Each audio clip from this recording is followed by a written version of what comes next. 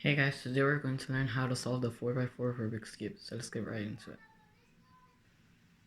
So first we're going to make the white center, which is a 2x2 area on the inside of the 4x4 pieces.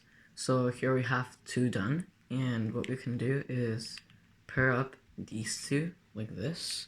So make sure not to break this bar. So like that, and then pair them up like this. Then we're going to make the opposite center in the opposite side, which is the yellow center. So we'll hold the white center in the bottom and make the yellow center on the top. Now we have a bar right here, and we're going to move it in the top like this with L prime U2 L or R U2 R prime. So then we have these two that we can pair up. So we pair them up like this, and then we don't want to do this to make the yellow center, because then there's no way you're going to pair up the white center again. So what we can do is move this bar over this bar like this, and then do U2 and put this bar back down to fix the white center. And there we go. Now you're going to pair up some more bars to make centers. So we have here an orange bar, then we also have this one.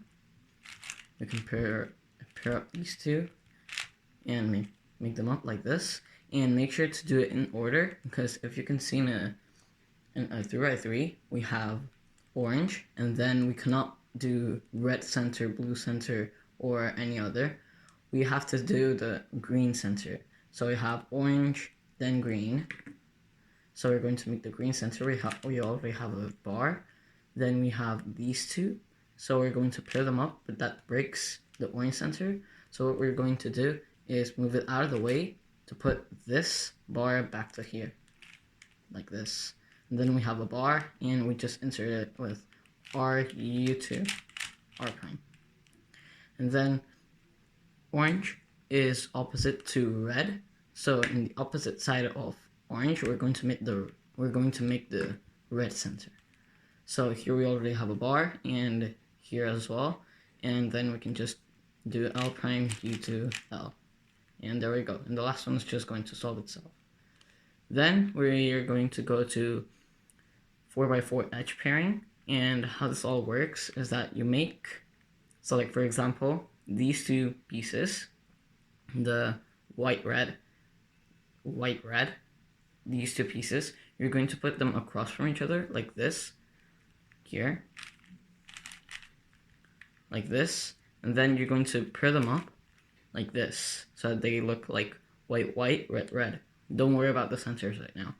Then you're going to move it to the top and replace it with an unsolved edge. So there, then replace it. I can, for example, replace it with this one because it's not a solved edge.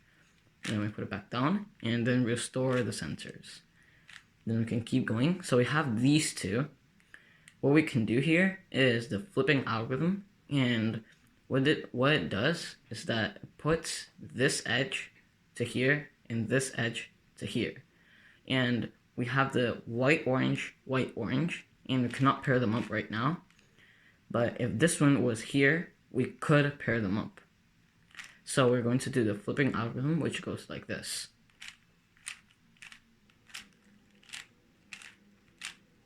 Like that. Now, instead of here, it's here now, and it hasn't affected anything else. Well, this edge was here, but now it's here, but you don't have to worry about that.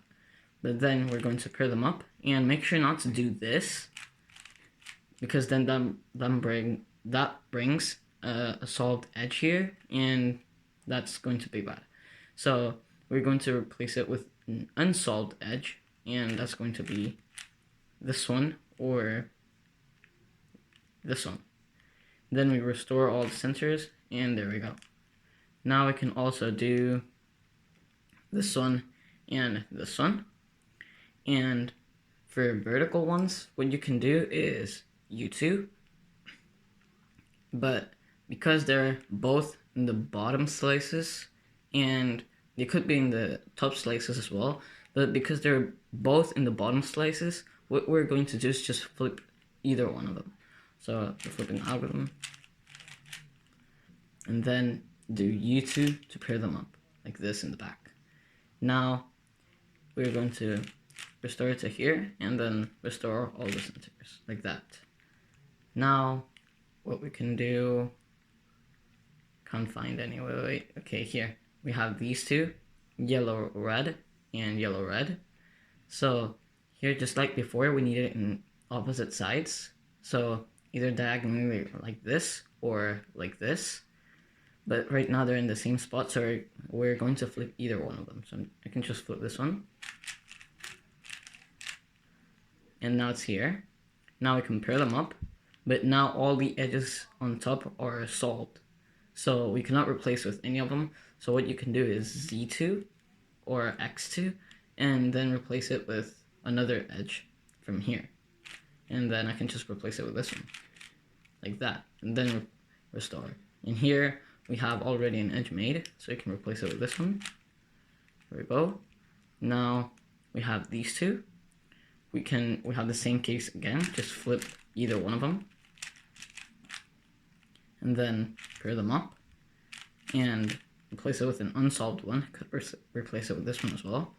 But then we have these two, or these two as well. So if you have this case where you have these two the same pieces and these two the same pieces, what you can do is flip either one of them, then pair up any of these two or these two. So I can just pair up these two, and then replace it with this one, and then do U2 to pair up these two. But then we have all the edges solved. So now here we're down to the last 4 edges because you have no other edges to replace it with. So here we didn't make an extra edge, but you're going to just ignore this one and this one as well. So first of all, in the last 4 edges, you're going to restore all the centers like this.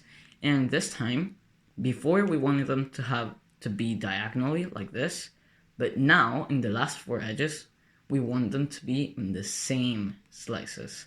So these two, for example, I can do this, and then slice U prime or U, or D prime.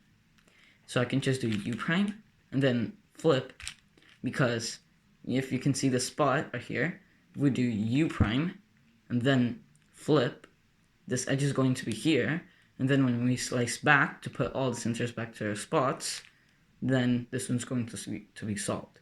So we're going to do U prime, put this edge here, and then restore all the centers, and it's going to solve this edge at the same time.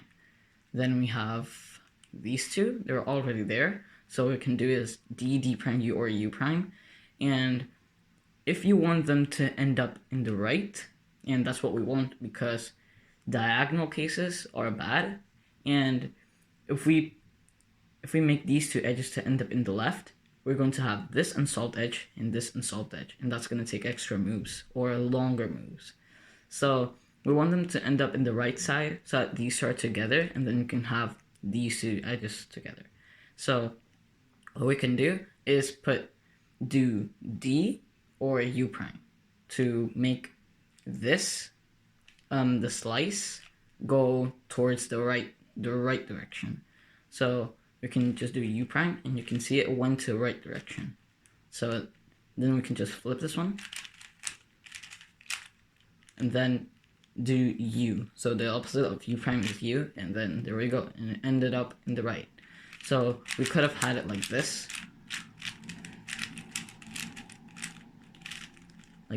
and end up with diagonal cases, but then we don't want to do that, so we're going to just solve them real quick.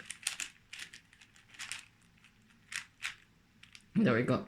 Now the last 2 edges, we want them to be in the same slices, like this, these and these 2. Then do U prime or D prime again.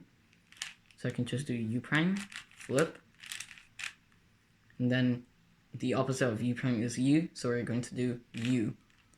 And then we're down to the 3x3 stage. And some people don't know what this means, and I was stuck in this place, in this step, for a long time because I didn't know what cubers meant. And what this means is that we have a corner, edge, and another corner. So you can see in a 3x3 we have 1 corner, 2 edge, and 3 corner, and 1 center. And we also made it in the 4x4, so 1 for corner, 2 edge, and 3 another corner, and 1 the center. So 1, 2, 3, 1. 1, 2, 3, 1. So now you're not going to do any turns that are wide moves like this, because that's going to break any center. So you don't want to do that. What you want to do is just turn the outer layers like this. And so first we're going to make the white cross. You should be able to know how to solve a 3x3 Rubik's Cube for this. And we can solve 2 edges, then this one, and then we can solve this one as well.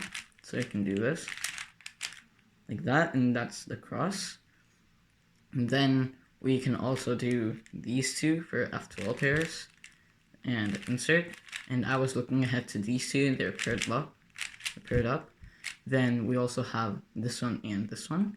Make sure not to do this because that's going to take out a pair. So I'm going to do this to pair them up, and then insert. Then we have these two, pair them up like that, and overall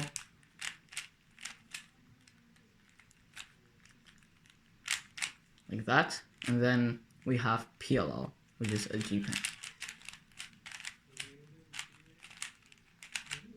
And there we go. Now the 4x4 is solved. But you could have ran into different cases there. And the first one is PLL parity. So let me just show you what I mean. So here, the first parity that you can have is PLL parity. And in the 4x4, you can have 2 types of PLL parities, and that's PLL parity and OLL parity. First, I'm going to show you PLL parity, and what that means is that you get an impossible PLL. So you can see that we have headlights, and these two need to swap. Also, we have 2 blocks. That's impossible. So if you even try to solve it, so let's just pretend like there's only 1 block. I'm just going to do a G-perm. We have 2 flipped edges. Swapped edges, and that's impossible in a 3x3. So here, we're going to do PLL parity, and that swaps these 2 edges, and it goes like this. So then again, and then wide moves, and repeat that again. Like that. And then you can do U as well. And then we have a U-perm.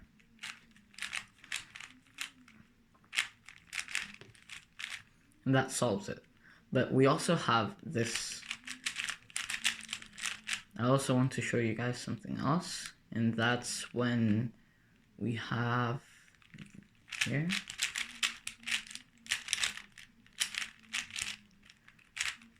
So here, when we have these 2 edges that need to swap right next to each other, what we're going to do here is we're going to swap. If you're right-handed, you're going to swap, make them be here in the back and the right. But if you're left-handed, make sure to put it here and here. And then I'm right-handed, so I'm just going to put it here, the back and left, the 2 unsolved edges. Then do PLL parity. And then we have a right-handed U-perm. But if you were left-handed, you would put it here and here. Now let's see what happens in OLL parity. So now, I've been doing the 4x4, and I did all the F12 pairs, and now I'm down to OLL, but this happened. So this is OLL parity, where you have an odd amount of edge flips, and that's obviously impossible because you can only swap an even amount, you can only flip an even amount of edges. So if I just flip these two are going to be flipped, but then 1 edge is going to be flipped, and that's impossible. So the OLL parity algorithm goes like this, which swaps these two edges and affects other things as well, but mostly just swaps these two edges. So it goes like this. X means to face what's currently down in the bottom. So like this, you rotate down, and then continue.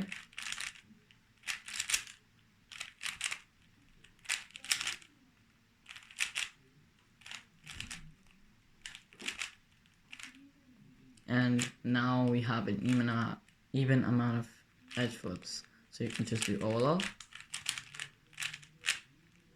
And then here we have a G pair.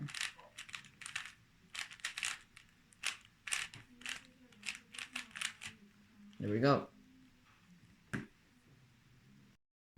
So that's the tutorial, and if you found this video interesting, make sure to like and subscribe to this video, and I'll see you guys next time.